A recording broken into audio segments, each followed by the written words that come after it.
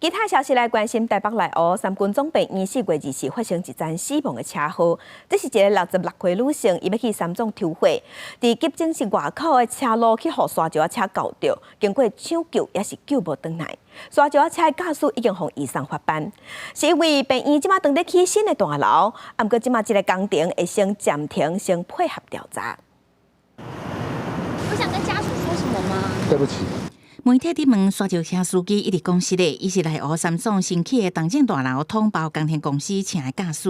警方调查，伊透早为工地运土沙要去台北港，经过三总急诊室头前，准备去民权东路6段停单对向的救护车，通过了后正越，好亲像因为视线死角，意外教师来病院抽血，当错过车路的查某人。双方等到救护车离开过后，两方一启动的时候，司机表示说他没有看到妇人在路边，造成碾压，伤重不治。10点07分已经宣告死亡。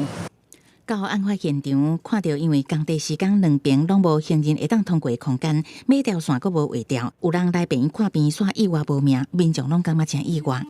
这边当然危险啊，应该还是要顺着这个走。这边在施工，你也没办法走啊。时间累啦，嘿，啊无就是照因规矩，斑马线咧行呢。我知影人家这边施工，我会注意啊。案发了后，三总已经要求工程暂停，保留现场证据，配合检警的调查，并慰问协助家属。绝不会护短啊！我们严格督促落实我们一个公安的管制，承包商跟营造商这部分，我们检讨他们的相关素质。